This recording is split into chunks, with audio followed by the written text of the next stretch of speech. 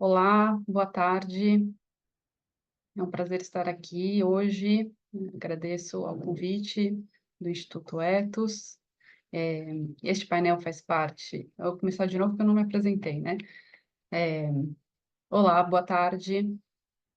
É um prazer estar aqui com vocês hoje. Eu sou a Carolina Matar, diretora executiva do Instituto Democracia e Sustentabilidade, o IDS.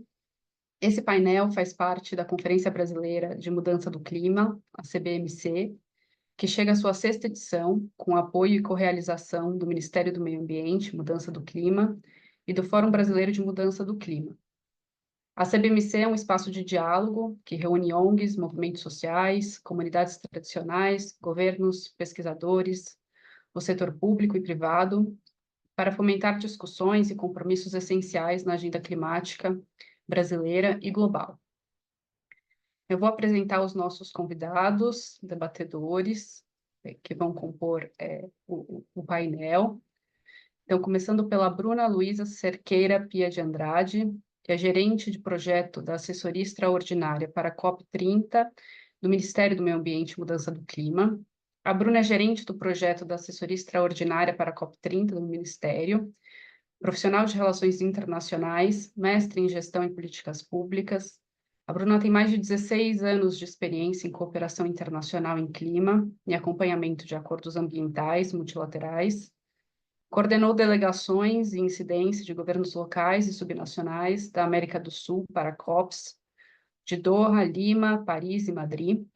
Recebeu medalha British Empire Medal, concedida pela Rainha Elizabeth II por serviços prestados à COP26 de Glasgow, liderando a estratégia da presidência da COP com o Brasil.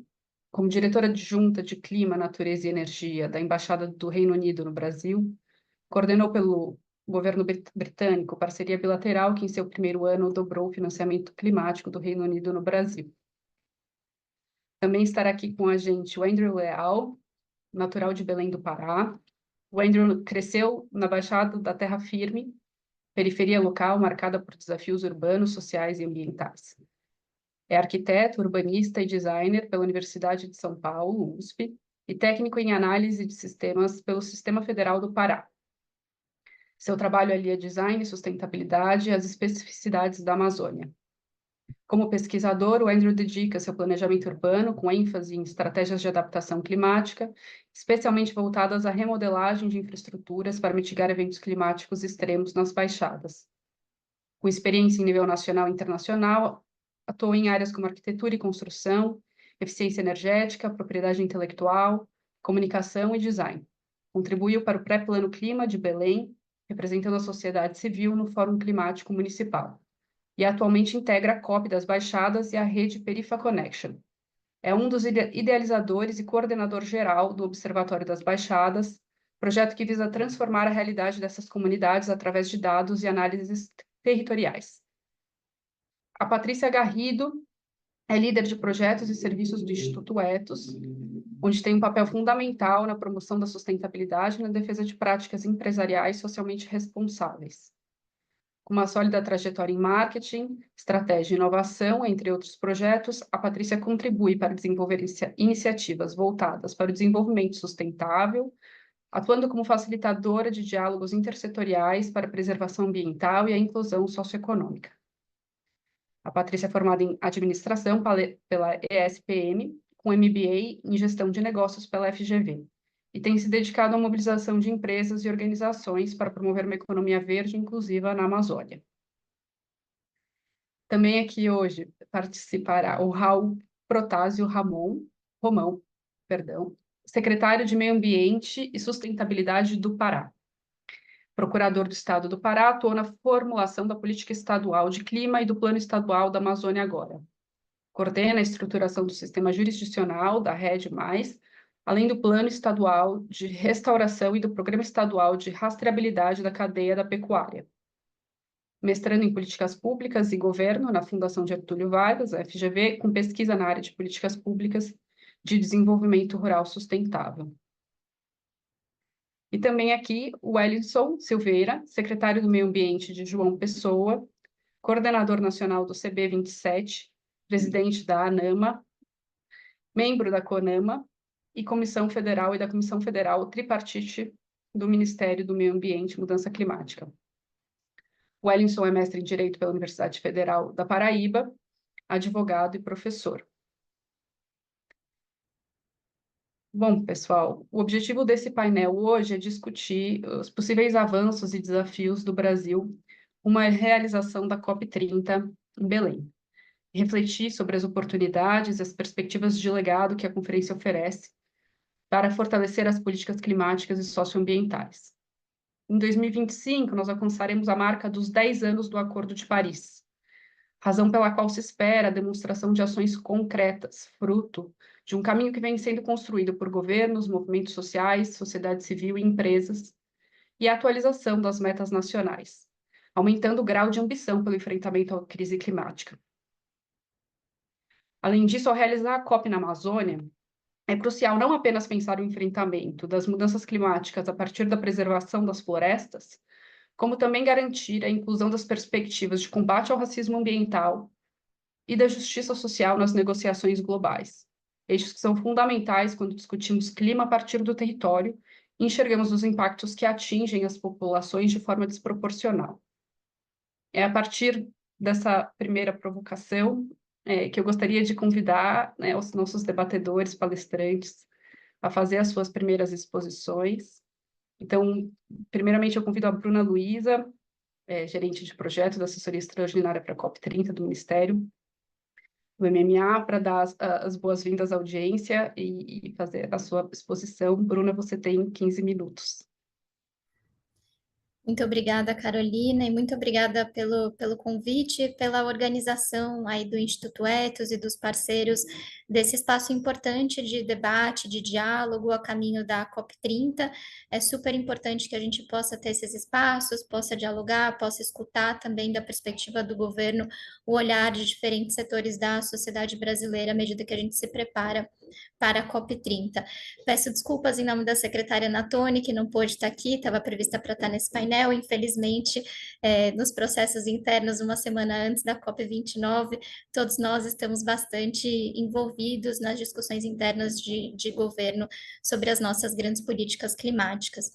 Mas, de novo, eu queria agradecer, e meu papel aqui cabe um pouco fazer uma provocação, né, que é o que foi me solicitado para falar desse caminho para a COP30. E aí eu queria começar, primeiro, lembrando, e isso já foi discutido nessa conferência, mas que a gente ainda tem a COP29 pela frente, e que nenhuma COP pode ser pulada, pode ser olhada como uma COP menos importante. Para a gente, especialmente no caminho para a COP30, a COP29 é um marco fundamental em termos de acordos que a gente precisa para chegar, para construir esse caminho para a COP30. Então, queria lembrar um pouco isso antes, né? Cada COP, ela não é um fim em si mesma, e a COP30 definitivamente não é um fim em si mesmo, mas é um passo no caminho de construção coletiva desse acordo global que a gente tem. E antes de entrar nos temas da COP30, eu queria lembrar que a gente tem algumas tarefas aqui para fechar em Baku. 5 tarefas é o que eu queria pincelar rapidamente para a gente não se esquecer. A primeira delas é financiamento. Então, em Baku, a gente deve fechar a nova meta global de financiamento. O que vem depois dos 100 bilhões que foram prometidos até 2025? Qual é o número que vem depois disso? A gente não vai discutir só o número, a gente vai discutir também quem contribui para esse número, como que se contabiliza esse número, qual é a transparência desse número, para onde vai esse recurso.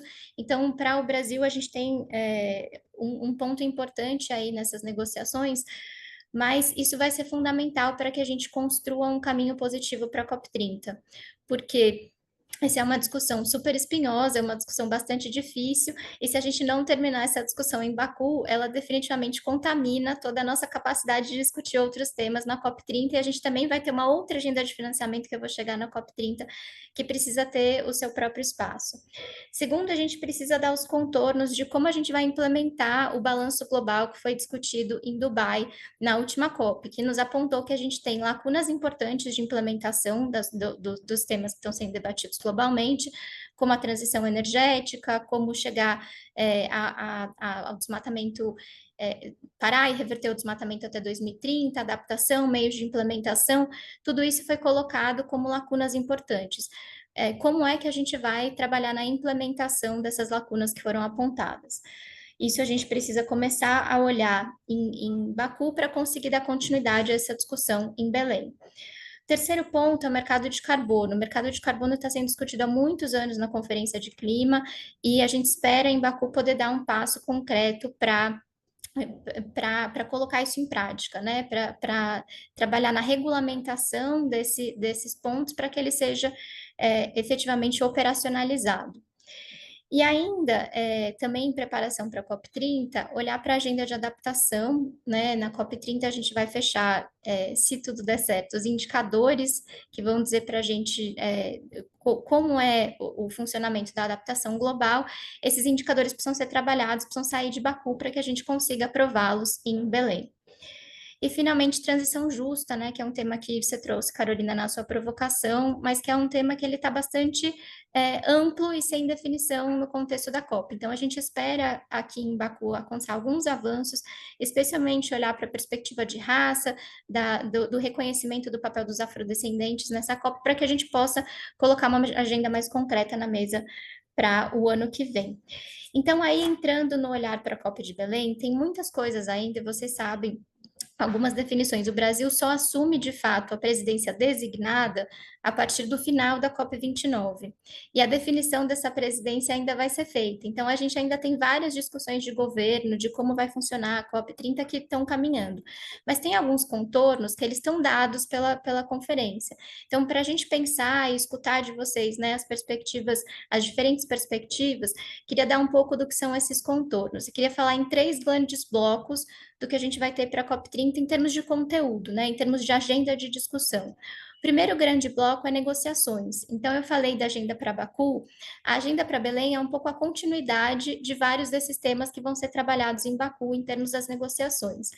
Na parte de finanças, se em Baku a gente vai discutir qual é o papel dos países desenvolvidos em financiar os países em desenvolvimento, né, o artigo 9 do Acordo de Paris, para Belém, a gente vai ter uma discussão que é como alinhar os fluxos financeiros privados e internacionais, todos eles, ao Acordo de Paris, que é uma discussão que a gente começou a fazer no G20, de como a gente trabalha a arquitetura da governança global do financiamento para se alinhar ao Acordo de Paris, né? Olhar para os trilhões de fato. Essa não vai ser uma discussão fácil, então, como eu falei, a gente precisa do resultado de Baku para conseguir fazer uma boa discussão em Belém, mas ela é fundamental.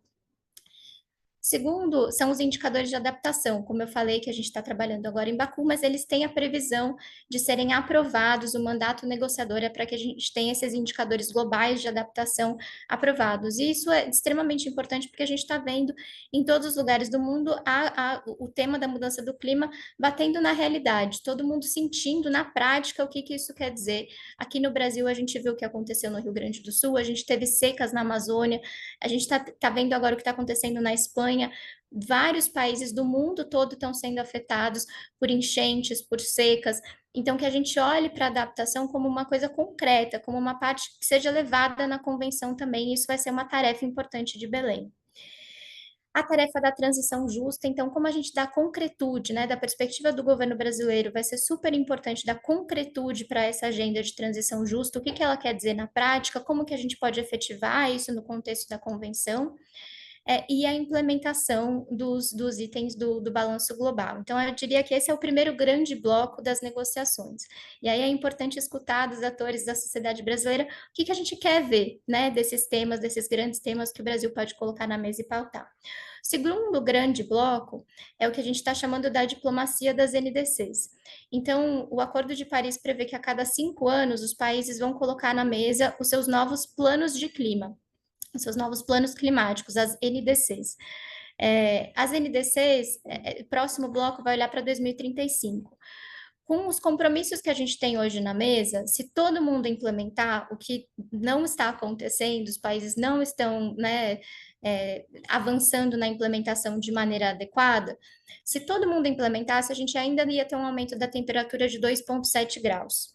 De acordo com a ciência, isso é incompatível com a nossa vida na Terra. Então, uma das tarefas da presidência do Brasil vai ser conseguir que todos os países coloquem na mesa planos mais ambiciosos, NDCs mais ambiciosos, para que a gente consiga chegar mais perto do que a ciência diz, que é o limite seguro, que é 1,5 graus.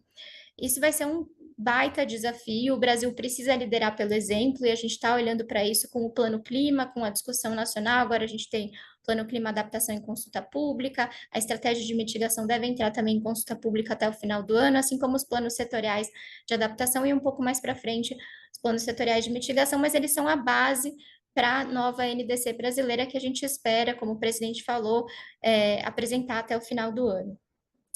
E o último grande bloco, eu acho que é essencial para esse grupo que está aqui, que é o que a gente chama de agenda de ação. Então, fora da agenda negociadora, fora da diplomacia das NDCs, a gente tem o que a gente está fazendo na prática, o que os vários atores, né, estão fazendo na prática. E a presidência da COP tem a prerrogativa de escolher temas que ela quer ver avançar na agenda de ação. Então, isso é um ponto que eu acho que para a gente é muito importante, muito interessante escutar essas diferentes perspectivas do que os setores da sociedade brasileira gostariam de ver o Brasil pautando, colocando na mesa como oportunidade. Claro que a gente já tem coisas que estão avançando, né? Então a gente tem falado muito Belém, florestas, é claro que a gente quer olhar para isso, um instrumento para florestas como o Fundo de Florestas Tropicais para Sempre, como um novo mecanismo para financiar florestas, mas a gente tem a oportunidade de pautar muitas outras coisas. Então, acho que a gente está no momento agora realmente de escuta, todas as contribuições são muito bem-vindas.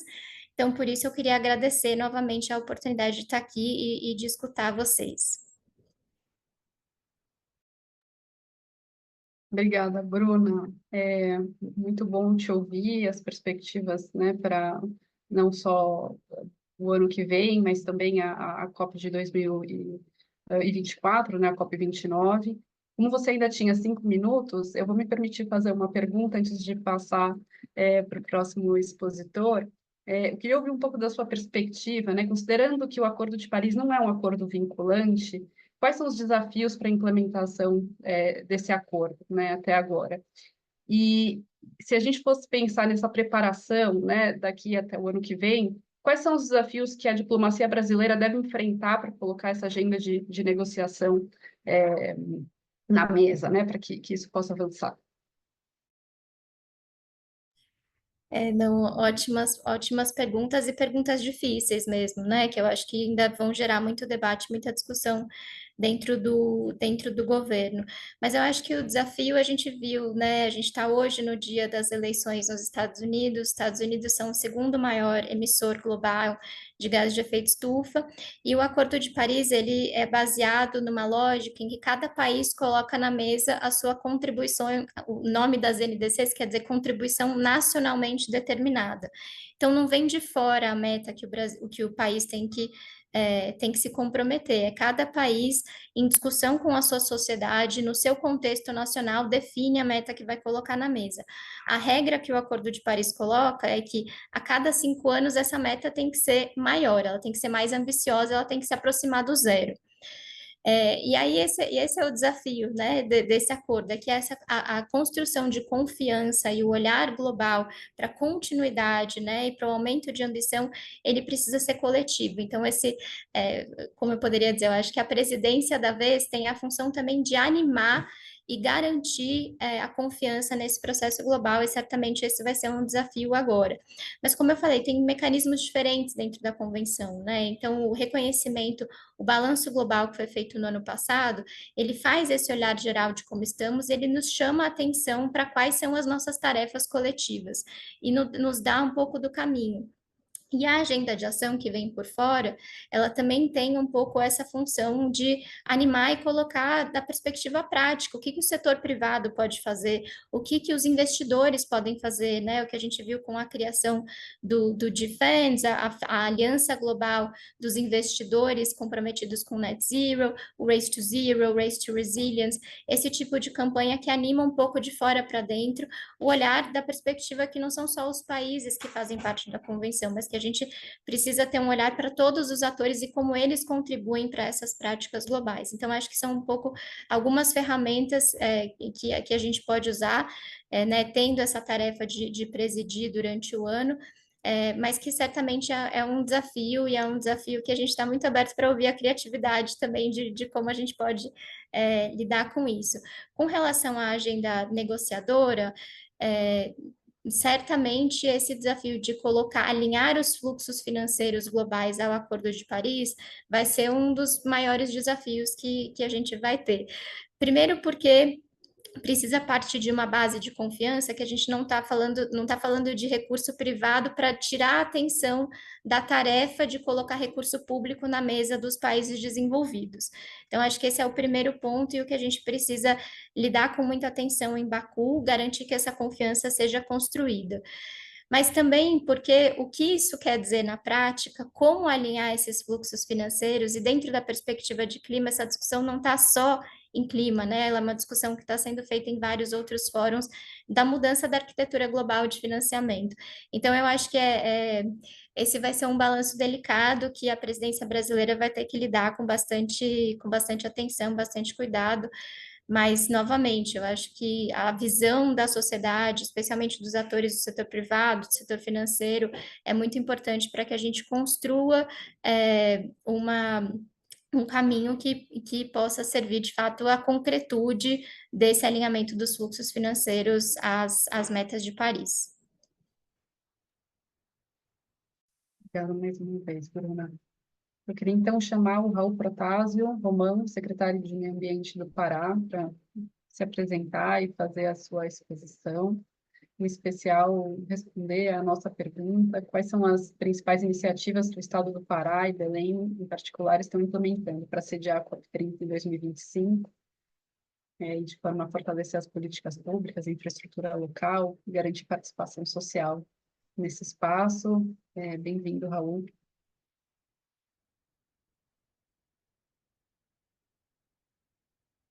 Eu acho que o Raul perdeu a conexão. Eu vou seguir, então, com o próximo debatedor, e aí a gente retoma com o Raul em seguida. O Wellington está conosco na sala. Oi, Wellington. Te convido, então, a fazer a sua apresentação. Wellington, secretário de Meio Ambiente de João Pessoa, coordenador-geral do CB27. A gente gostaria de te ouvir, Wellington, sobre a importância das cidades na implementação de ações e políticas climáticas, de que maneira iniciativas como o Fórum C27 podem fortalecer a integração de práticas locais de adaptação e mitigação, em especial olhando os compromissos do Acordo de Paris e rumo à COP30. Por favor. Você está no mundo, Wellington. Boa tarde a todos e todas. Agradeço o convite, estar aqui participando, passar um pouco da experiência, não só de João Pessoa, mas do Fórum CB27, todas as capitais, da preparação para a COP30 em Belém, mas também relatar um pouco do histórico da participação, pelo menos nos últimos 4 anos, da participação e do crescimento da importância das cidades, sobretudo das capitais, que tem se destacado em relação à política e à conformidade climática. Então, nós temos avançado na política de mudanças climáticas. João Pessoa, por exemplo, é uma cidade que evoluiu bastante nos últimos 4 anos. Estamos encerrando a gestão do atual prefeito, com a reeleição nessas últimas eleições. Uma perspectiva de aprimoramento e avanço na política de mudanças climáticas. E o Fórum CB27, ele congrega essa troca de experiências, um espaço de participação. Não poderia também aqui deixar de falar na ANAMA, que congrega todos os municípios, os órgãos municipais de meio ambiente, e o poder de articulação, o poder de diálogo, sobretudo com a esfera tripartite. Temos conquistado espaços em espaços de formulação de políticas públicas, a exemplo do próprio CONAMA, onde temos assentos garantidos aos municípios, na comissão tripartite, em que, além do espaço cedido aos municípios pela ANAMA, também o espaço garantido ao Fórum CB27. E dentro dessa política e da troca de experiências, a interação com o governo federal, o Ministério do Meio Ambiente, a interação com os governos estaduais e a associação dos governos estaduais, dos órgãos estaduais de meio ambiente, a ABEMA, nós temos avançado bastante. João Pessoa criou a Secretaria de Mudanças Climáticas, mas outros municípios, a exemplo de Salvador, Rio, São Paulo, já vem avançando em relação a essa política estratégica de preparação. Falar da participação dos municípios é falar de onde as coisas realmente acontecem, é falar de onde os cidadãos sofrem seus impactos, é salvar de onde acontece o desastre, é falar de onde a defesa civil precisa socorrer num caso de desmoronamento, é falar da escassez de recursos que muitas vezes não se encontram numa capital, é falar também da necessidade de maior articulação. Quando tivemos na última COP em Dubai, levamos as ações dos municípios e falamos e destacamos o quanto os municípios têm sido uma gota no oceano que já tem somado uma série de recursos, uma série de ações implantadas. O poder de articulação, capacitação de suas equipes, ela tem ajudado bastante na formulação de políticas públicas. O que é que nós precisamos avançar e talvez chegar em Belém dando esse recado? Que é preciso que haja investimentos verticais e horizontais no sentido de subsidiar e financiar a política de mudanças climáticas. Muito já avançamos, sobretudo nos últimos 2 anos, em que a participação social, a participação popular passou a ter voz, passamos a ser ouvidos, passamos a ter implantado, passamos a financiar políticas climáticas. É verdade que o acesso a recursos, como, por exemplo, do Fundo do Clima, o Fundo do Meio Ambiente, além de financiar entidades sociais, ONGs, também precisa ser destacado para o financiamento de políticas dos órgãos públicos, dos órgãos municipais. Os municípios, muitas vezes, sobrevivem dos recursos ordinários, e esses recursos ordinários nos municípios, pela divisão da Unidade Federativa Tributária, restringe-se aos recursos de arrecadação de IPTU, ISS, os recursos de taxas ambientais dos fundos de meio ambiente, quando o município tem aí instalado o seu Conselho Municipal de Meio Ambiente e consegue arrecadar fundos. É preciso haver a participação de fundo a fundo, assim como acontece, por exemplo, no Sistema Único de Saúde, onde o SUS ele transfere e repassa recursos verticalmente da União Federal para os estados e dos estados para os municípios. A necessidade de ser ouvido em Baku, a necessidade de falar em Belém, ela retrata um pouco isso, o avanço que os municípios vêm adotando, não só na política de resíduos sólidos, na política de preservação de unidades de conservação. O que é que nós temos também de desafio? Temos a discrepância que acontece entre capitais. A discrepância que acontece, na verdade, entre os municípios, mais de 5 mil municípios da nossa realidade do Brasil. Nós temos municípios que trabalham com sistemas de monitoramento, nós temos municípios que têm efetivamente uma defesa civil estruturada, equipada. Nós temos municípios que trabalham com gerenciamento costeiro. Posso falar aqui de erosão costeira como município de banhado ao mar. Alguns municípios como Fortaleza, como Jaboatão, como Natal recentemente, têm trabalhado o tema de erosão costeira, implantando uma política de engorda de praia, uma política de contenção de erosão costeira, mas essa realidade não é normal para todos os municípios. Nós temos municípios na Paraíba, como Baía da Traição, por exemplo, que vem sendo tomada pelo avanço do mar. E isso causado por diversos fatores, elevação do nível do mar, elevação da temperatura oceânica. Então, quais as medidas precisam ser feitas? O município de Baía da Traição, aqui na Paraíba, ele não tem recursos para implantar uma obra de contenção rigorosa para salvar o seu município, que já vem perdendo parte do seu território. Ele não é como o município de Recife, ele não é como o município de João Pessoa, ele não é como o município de Fortaleza. Então, é um município que precisa da atenção dos olhos de autoridades a nível nacional, a nível estadual e até mesmo a nível estadual, ou a nível internacional. É um município que se revela como destaque da revolução, da época do descobrimento do Brasil, em que os franceses entraram na costa do Nordeste e houve uma grande disputa territorial. Então é preciso atentar para esses municípios e essas necessidades que os municípios precisam ser protegidos, precisam de recursos. Falar também da arborização urbana, falar da necessidade que os municípios têm que avançar em relação a essa política. E aí nós temos várias entidades parceiras, a SBAL, que é a Sociedade Brasileira de Arborização, temos a FNP, Frente Nacional dos Prefeitos, nós temos a Confederação dos Municípios, nós temos o ICLEI, que é um Instituto de Governos Sustentáveis. Então, são entidades como essa que articulam, preparam os municípios, preparam, inclusive, para a participação no evento como a COP, por exemplo. Mas a gente pode avançar.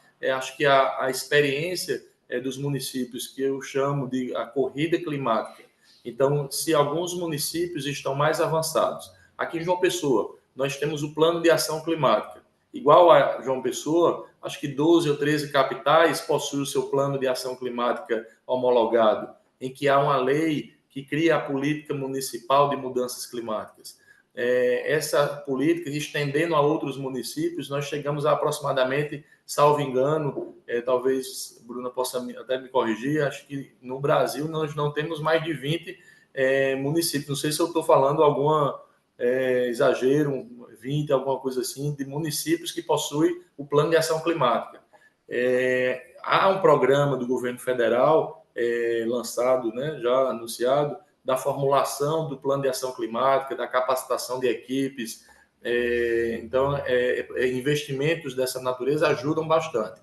João Pessoa fez o seu plano de ação climática com a sua própria equipe. Alguns municípios também trabalharam dessa forma. Então, mas a equipe precisou passar por um processo de capacitação. E aí precisa ser farto, precisa ser generoso esse grau de capacitação e parcerias com a academia. Parceria com entidades como a EDS, por exemplo, parceria com a academia de uma forma geral, para que haja uma maior expansão da qualificação do corpo técnico.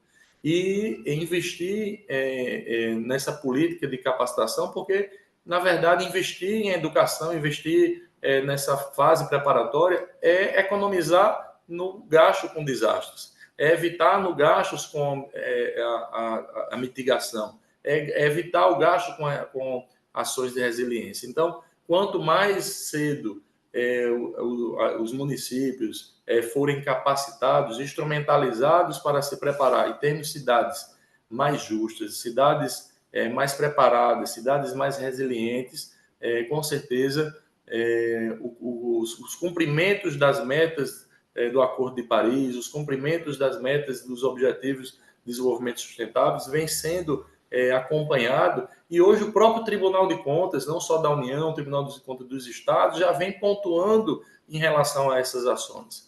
Então, acho que nós estamos num caminho certo, alguns ajustes de rota, claro, precisam ser colocados, alguns ajustes. Nós temos hoje um efetivo espaço de discussão, um espaço de fala, que é importantíssimo, onde nós sentimos representados, nos sentimos legitimados.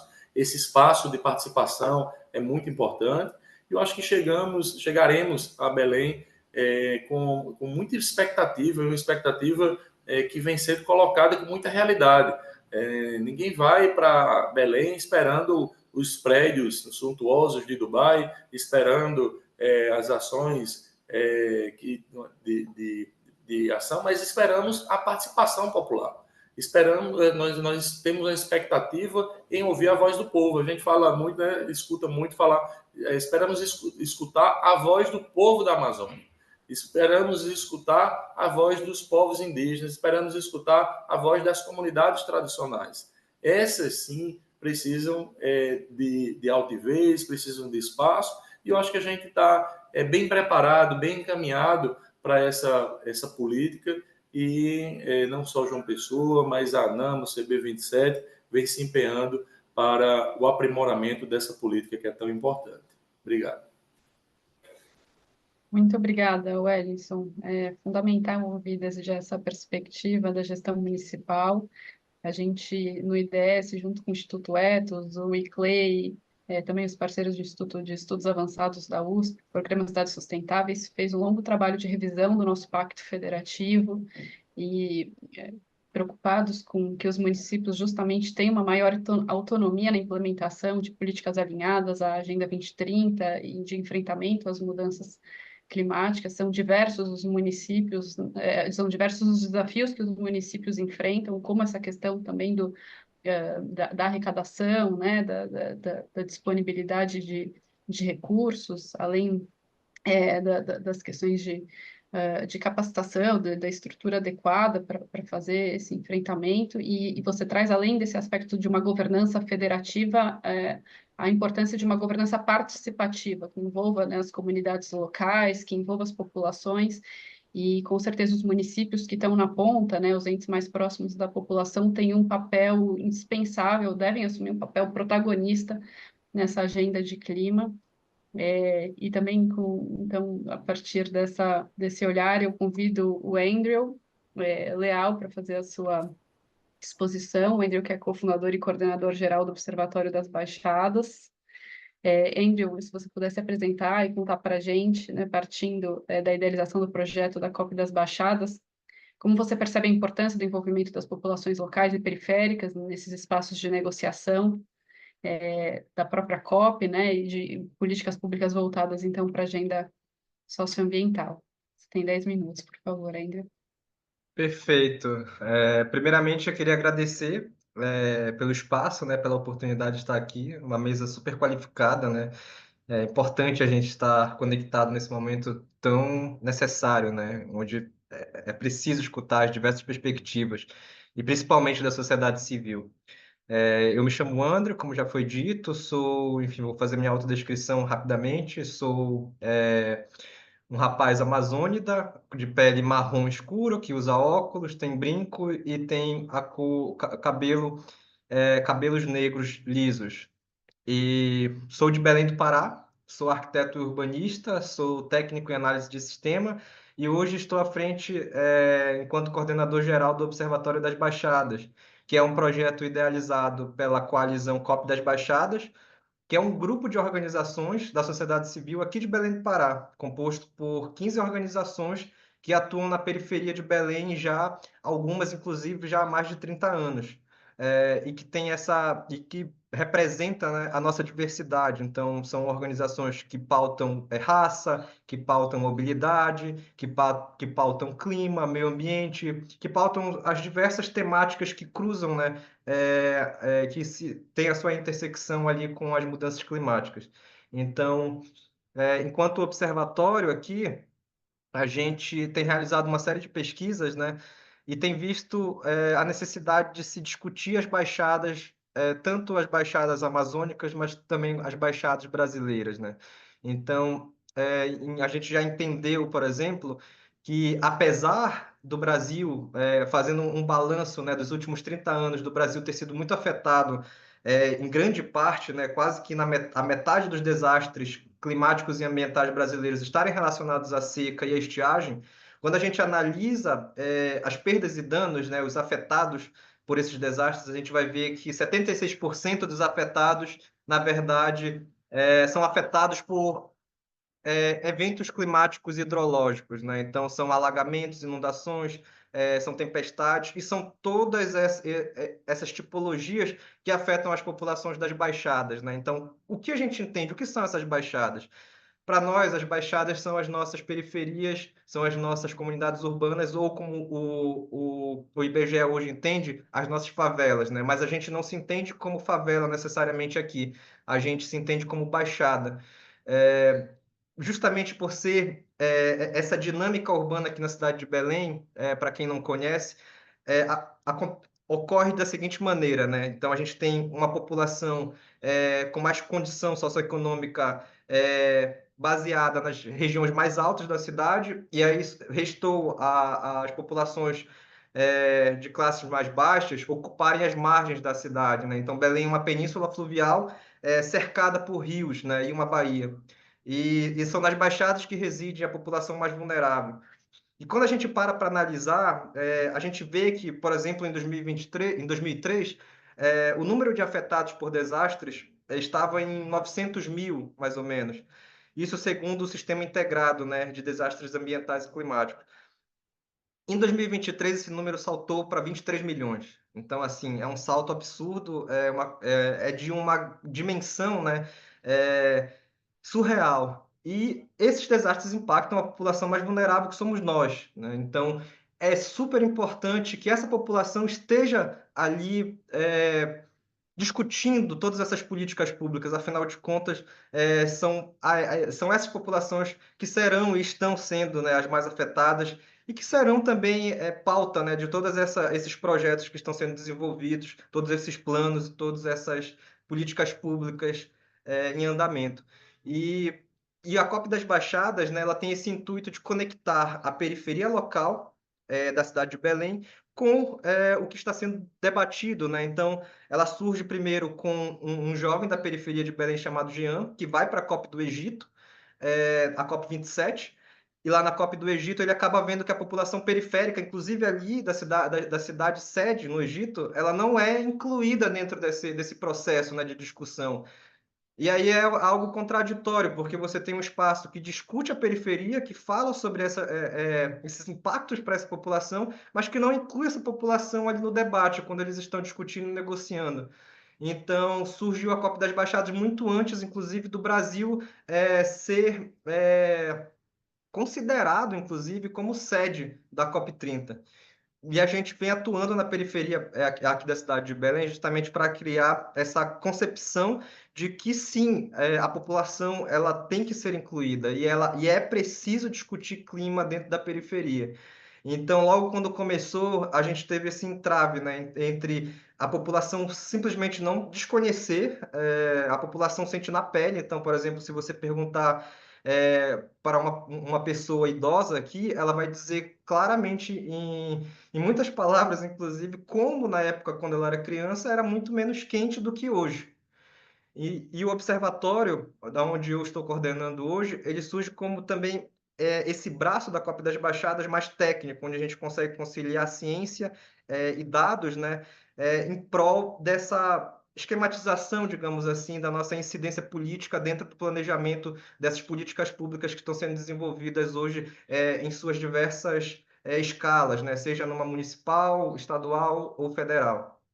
Então, um breve relato pessoal, mas muito antes de eu vir com a ideia, né, eu sou um dos idealizadores do Observatório das Baixadas, mas aqui em Belém a gente vive só dois períodos. É o período que chove muito e o período que não chove. Então a gente vive o inverno e o verão, ou a seca e a cheia.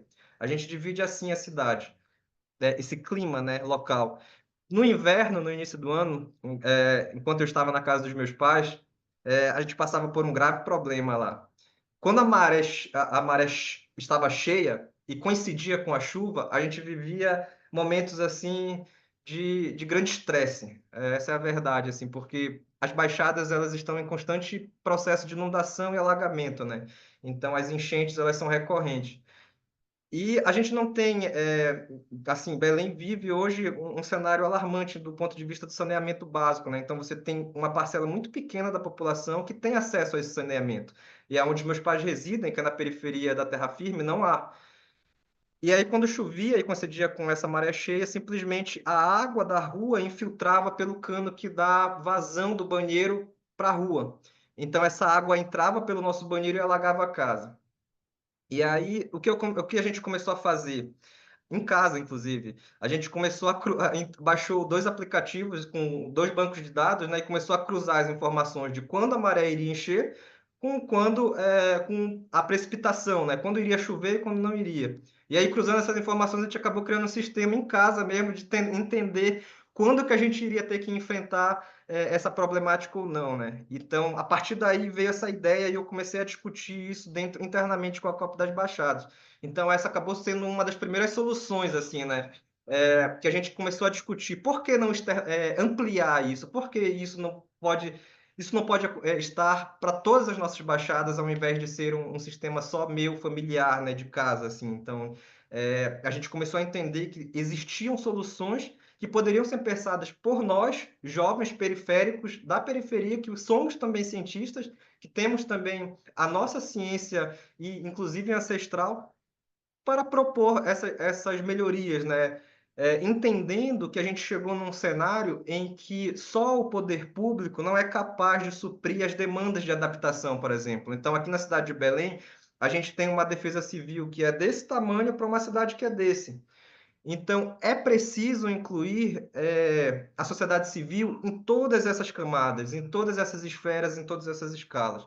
Seja no planejamento dessas políticas públicas, desses projetos de infraestrutura que precisam levar em consideração as soluções baseadas na natureza, tanto quanto em outros processos, né? Sejam ali num treinamento que a Defesa Civil faça, como é que a sociedade civil pode também participar desses treinamentos e capilarizar. Então, como é que a própria periferia pode ser um expoente, né? Pode ser um multiplicador desses conhecimentos.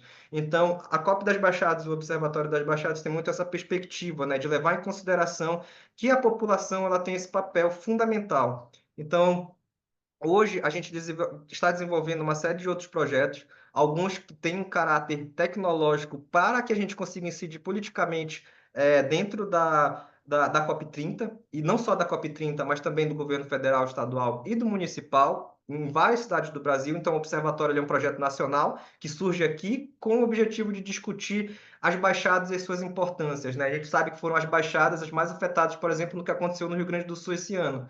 E essas são as baixadas as mais afetadas em muitos lugares do Brasil. E é isso que a gente precisa entender, que projetos de adaptação precisam ser pensados com muito cuidado, com muito detalhe e com as suas especificidades quando a gente está discutindo as baixadas brasileiras. Então, a COP das Baixadas surge nesse intuito, com o observatório, e hoje a gente propõe as Yellow Zones, né? Que são esses espaços em que a gente quer o objetivo é integrar a população periférica de Belém dentro do espaço da COP30, fazendo com que as pessoas da COP30 saiam para a periferia de Belém, para que elas consigam acessar esses espaços que a gente denominou como Yellow Zone, como contraponto à Green Zone e à Blue Zone já oficiais pela ONU. Então, uma estratégia 100% da sociedade civil. A gente não quer que isso se institucionalize pela ONU, a gente só quer ser reconhecido, ter o apoio, mas que seja algo 100% feito pela sociedade civil do local aonde será a COP. Então, esse talvez seja um dos maiores legados que a gente, enquanto coalizão da sociedade civil de Belém, tem para contribuir enquanto legado, né, para esse processo que a gente conhece hoje como COP e do que será realizado na nossa cidade, sede, Belém do Pará. Então, acho que, enfim, respondendo já a sua pergunta, né, já terminando meu tempo aqui, eu acho que não existe uma alternativa em nenhum universo paralelo em que a gente consiga adaptar as cidades e mitigar esses impactos climáticos, né? Esses impactos que originam essas mudanças climáticas, sem a participação da sociedade civil de ponta a ponta. Eu acho que é isso, entendeu? A sociedade civil precisa estar incluída de ponta a ponta, e eu acho muito interessante o fato da gente, enquanto presidência, né, do Brasil, enquanto essa presidência da COP, ter esse papel de orientar quais são essas discussões em nível global, né? Então, é importante que a sociedade civil esteja 100% integrada a essa discussão, porque também é um papel do governo brasileiro levar a pauta de nós que estamos ali na ponta, passando diariamente por essas problemáticas em nível internacional. A gente sabe que nem 15% do financiamento para a adaptação climática é investido, entendeu? Em nível do que é conversado desde o Acordo de Paris. Então, é muito importante que estejamos 100% integrados a esse processo. Eu acho que essa é a grande mensagem aqui, enquanto sociedade civil brasileira, amazônica e belenense, nesse painel. Perfeito, Andrew. Eu agradeço muito o seu relato, é muito marcante. As periferias, elas já vivem, né, muitas delas uma situação dramática que tende a se agravar, né, no cenário de mudanças climáticas. E eu queria muito rapidamente te perguntar, a gente comentava um pouco antes de entrar aqui online, O que se espera, né, e que incidência pode ser feita também junto aos governos para que essa preparação de toda uma infraestrutura em Belém, você falou do polígono da COP, né, de uma região ali que vai receber os eventos, possa ser expandida para, de fato, também chegar, né, a essas regiões periféricas das baixadas. Claro, com certeza. A gente tem uma visão assim que não é essa, digamos assim, bipolar. Não existe essa dicotomia para a gente entre inimigo e parceiro. Eu acho que o governo do estado tem sido um ótimo parceiro, mas a gente também tem as nossas críticas, né? A gente tem as nossas críticas entendendo que as obras desenvolvidas estão sendo desenvolvidas em locais que são centro, não são as periferias. Isso vai agravar um processo que já é não recente, ele já tem mais de 100 anos, já tem, inclusive, desde a Belle Époque começou isso, a Belle Époque, aquele época em que Belém teve um avanço industrial altíssimo, e que desde lá, então, a gente tem essa discrepância entre a Baixada e o centro, as partes altas da cidade de Belém. Então, a gente entende que existe, é muito problemático, né? Mas também é necessário, né? A gente não pode deixar a cidade como está, porque a cidade não tem infraestrutura hoje para receber um evento como a COP30, né? Apesar da gente fazer todo ano o Sírio, que são 2 milhões de pessoas, mas são 2 milhões de pessoas que vêm do interior para a cidade, não são pessoas que estão vindo de outros países para a cidade de Belém. Então é uma outra dinâmica, né? É uma dinâmica, por exemplo, da hotelaria. As pessoas que vêm de fora vão ter que ficar em hotéis, não tem hotéis, então tem que preparar a infraestrutura. Então a gente entende que existe esse lado, mas a gente entende que isso também vai aumentar, né? Vai externalizar também esse desnível, né? Em como o centro é tratado pelas políticas públicas e como a periferia é tratada pelas políticas públicas. E é nesse lugar que a gente conta com o governo do estado, por exemplo, enquanto apoiador, que é entender isso e ver que estratégias a gente pode pensar para que isso seja mitigado, né? Para que a gente não tenha aqui essas políticas para as margens da cidade simplesmente ocultadas, né? Ou esquecidas nesse processo todo, porque a gente sabe que está vindo financiamento e a nossa pauta também é que a COP30 seja um espaço em que a gente consiga buscar mais financiamento para a nossa cidade, para que a gente consiga transformar de fato a cidade. A gente tem outras cidades que, inclusive, diminuíram, né? Na América do Sul, a gente não precisa ir para a Europa para buscar nossas referências. Então, a gente tem Medellín, por exemplo, que diminuiu em 1,5 graus a sua temperatura em um curto período de tempo. Então, a gente acredita que existe solução. Só que a população e a sociedade civil precisam ser escutados. Então, acho que é nesse lugar que a gente atua. É nesse ponto de advogar de fato pela população das Baixadas. Perfeito, Andrew. Obrigada. E aí também a importância da transparência, né, com relação a esses investimentos que vão sendo feitos nas cidades, para que os recursos sejam utilizados, né, da melhor forma. Então, Patrícia, queria te convidar agora, Patrícia Garrido, líder de projetos e serviços do Instituto Ethos, né, para se apresentar e também comentar qual a importância do engajamento do setor empresarial nas discussões climáticas, especialmente na estruturação de uma agenda de ação, né, que considera a COP30 como uma etapa dentro desse processo de transição, de transformação. Obrigada. Olá, Carolina. Obrigada. Prazer estar aqui com vocês nessa edição especial da CBMC. Então, uma pauta tão importante, né? Me apresentando aqui, eu sou Patrícia Garrido, sou uma mulher negra, pele parda, cabelo caracolado, estou com uma blusa marrom aqui. E respondendo a sua pergunta, né, engajamento do setor empresarial nas discussões climáticas é essencial. Não, eu diria que não existem discussões climáticas que avancem sem esse envolvimento. André falou agora há pouco com a gente sobre a sociedade civil de ponta a ponta envolvida nessa discussão, e as empresas são um elo fundamental aí. Simplesmente porque, se a gente pensar na situação atual, o poder público não dá conta, né? Não é suficiente, isso já é um dado. Né? A magnitude do movimento, da transformação que é necessária, demanda todos os esforços possíveis, né?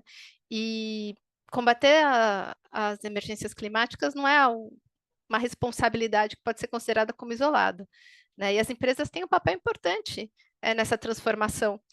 seja pelo impacto que já causaram, né, em outros momentos, seja pela forma como ela pode rever a atuação atual, né, em termos de processos utilizados, utilização de insumos, né, redução de uso, mudança, né, de insumos, novas formas de produção, seu relacionamento com as partes interessadas, sejam os colaboradores, sejam as comunidades ou os territórios que são impactados ou em que elas estão atuando também. Se a gente pensar em regulamentação, né, existe muita regulamentação já, mas o desafio agora é além disso, né? A gente precisa ser mais rápido que a regulamentação. Não basta a gente pensar em o que é necessário fazer do ponto de vista regulatório, a gente precisa ir além disso, né? Hoje, muitas empresas já têm como diferencial pensar em sustentabilidade, pensar de uma forma mais ampla no planeta, mas dá para pensar que hoje também isso não é o suficiente mais. A gente passa desse momento em que talvez isso fosse uma questão de estratégia, diferenciação, reputação, para um momento que é uma questão de sobrevivência, né, de sustentação mesmo do nosso planeta.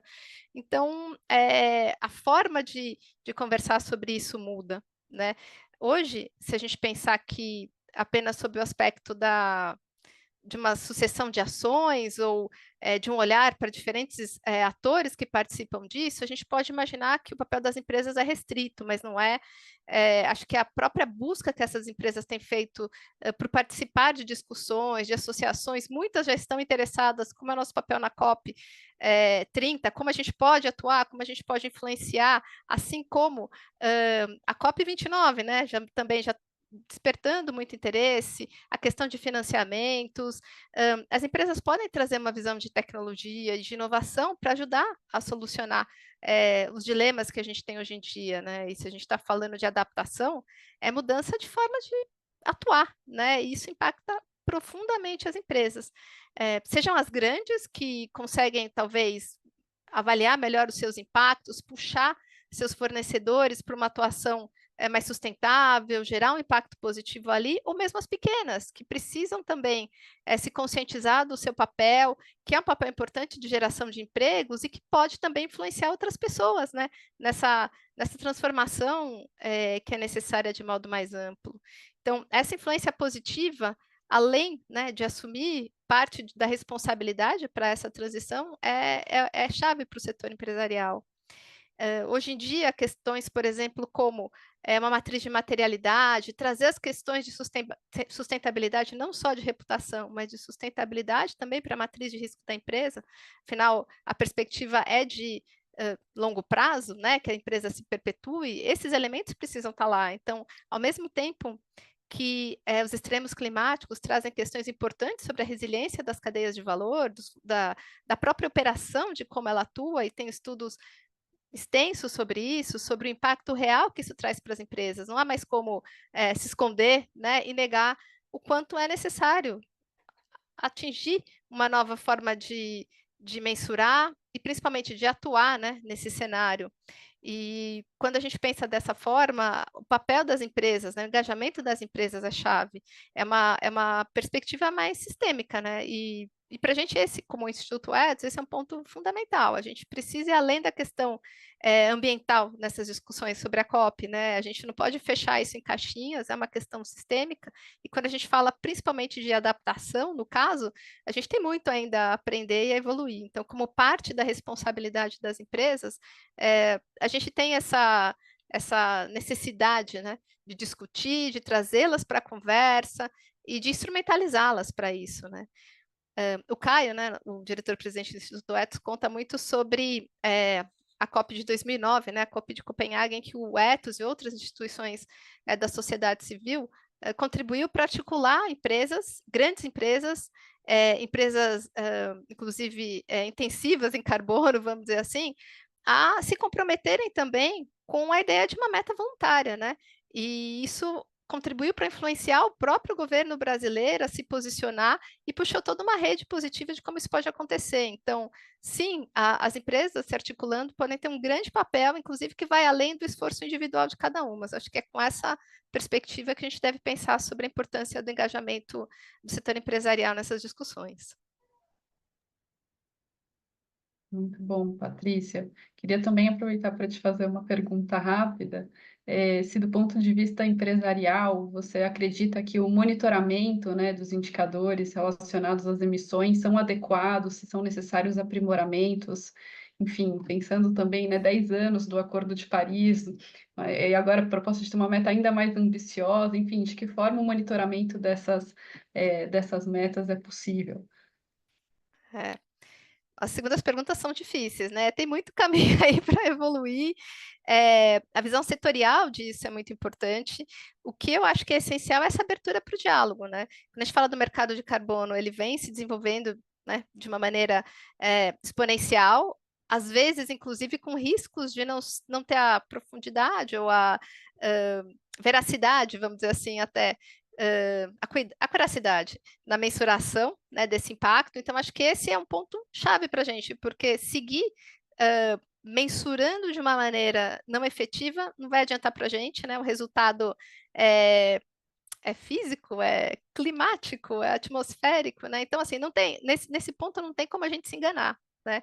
Então, esse é um belo desafio mesmo. E hoje em dia a gente tem caminhado, acho que o próprio, não falando necessariamente de carbono, mas o próprio comprometimento das empresas em monitorarem suas ações, em preencherem diferentes indicadores, né? A gente aqui fala muito sobre os indicadores do Instituto Ethos, mas hoje a gente tem outros compromissos também, né? As empresas precisam, de alguma forma, reportar isso em seu balanço social, em seus relatórios. Então, acho que mensuração como um todo nesse setor tem evoluído, né? Antes se falava que não dava para mensurar, né? Mas hoje, né, pela urgência da situação, a gente acaba se desenvolvendo nisso, né? Então, acho que devem vir aí mais avanços nesse sentido, Carolina.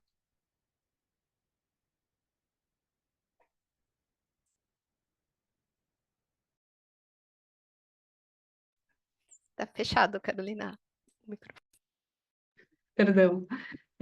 Não, agradecer, né, a sua resposta e me lembrei, né, de como na regulamentação do mercado de carbono a resistência de alguns setores, em especial do agro, né, com relação a esse dispositivo e de como essa mensuração das emissões foi colocada.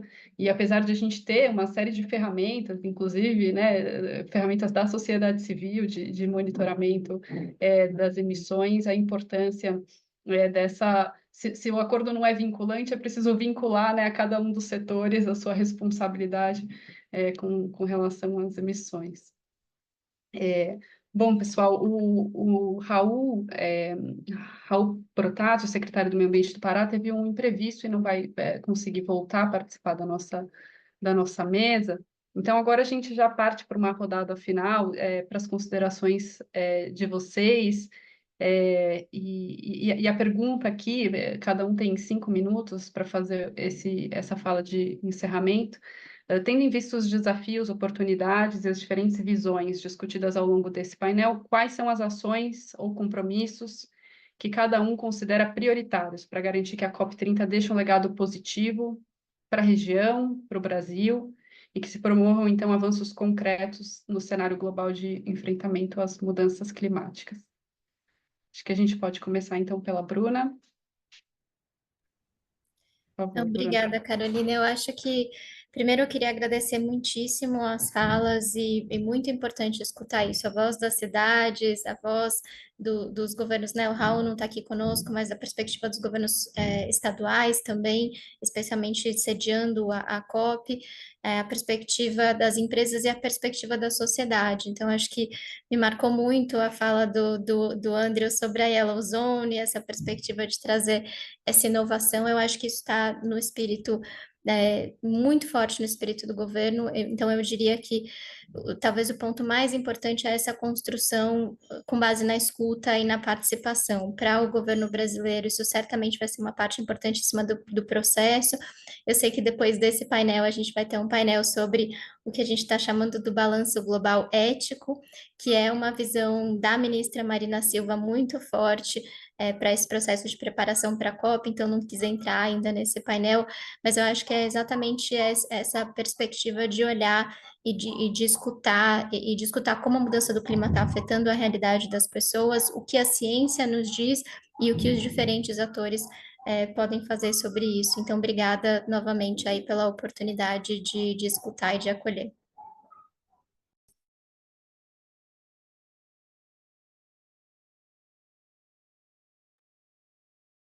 Então, Wellington, podemos continuar com você?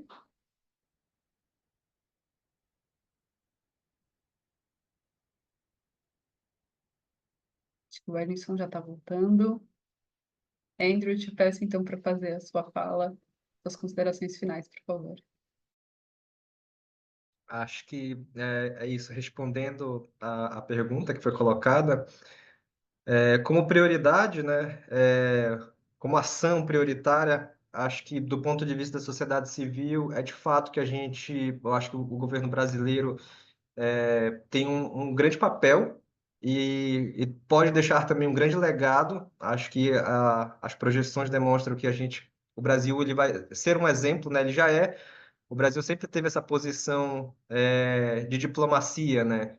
Então, acho que ali na COP30 será uma oportunidade também do Brasil demonstrar que é possível incluir a sociedade civil.